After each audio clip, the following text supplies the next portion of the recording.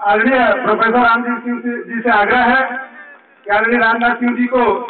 साल भेंट करके सम्मानित करेंगे।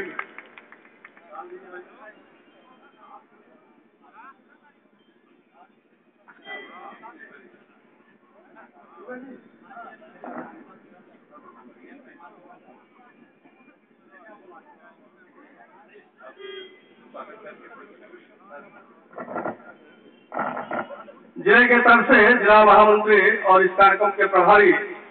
अरिजीत सिंह जी से चाहूंगा कि माननीय राजनाथ सिंह जी को तलवार भेंट करके और जिले की जो चुनौती है उसे स्वीकार करने के लिए आमंत्रण करेंगे माननीय राजनाथ सिंह जी को।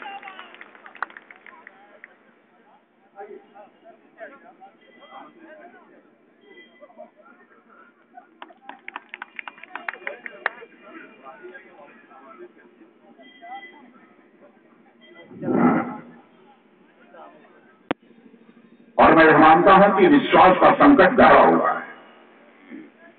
और प्रमुख रूप से जो राजनीतिक पार्टियां केंद्र और प्रदेश में इस समय हुकूमत कर रही हैं, उन्होंने भारत की राजनीति में इस विश्वास के संकट को और अधिक गहरा करने का काम किया है। आज मैं यह मानता हूं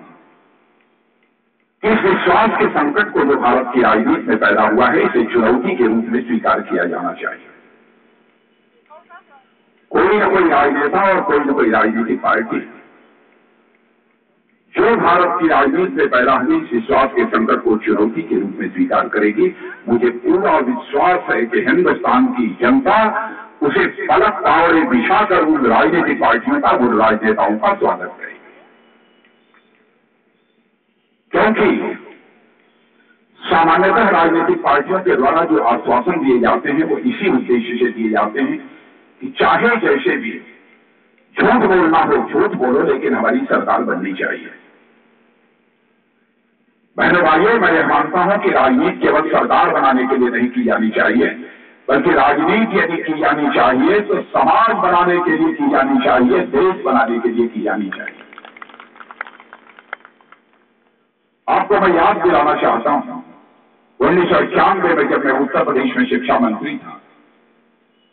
तो उस समय मैंने एक कदम उठाया था कि नकल रोकने का, और मुझे याद है कि उसका बहुत जबरदस्त विरोध भी किया गया था। और जिस समय वह प्रस्ताव लेकर मैं कैबिनेट पे गया तो कुछ हमारे सहयोगियों ने मुझसे यह भी कहा कि राजनाथ जी, इतना कठोर कानून लेकर आप कैबिनेट में आए हैं, उसका प्रस्ताव, तो आप यह समझ लीजिए कि लगभग 1 करोड़ की संख्या में विद्यार्थी उत्तर प्रदेश के स्कूलों में पढ़ते हैं, और एक विद्यार्थी के परिवार में भी 5 वोटर हुए तो लगभग 5 करोड़ से अधिक संख्या में वोटर भारतीय जनता पार्टी से नाराज हो जाएगा और उसकी लुटिया डूब जाएगी। बहनों भाइयों, डंके की चोट पर मैंने उस समय कहा था कि मैं यदि राजनीति करता हूं तो केवल सरकार बनाने के लिए राजनीति नहीं करता हूं, राजनीति करता हूं तो समाज बनाने के लिए राजनीति करता हूं।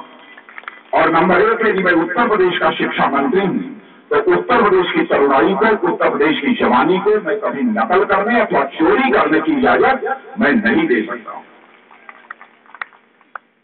और मुझे याद है कि जिस उस समय परिणाम आया था तो कुछ लोगों ने कितना आक्रोश व्यक्त किया था।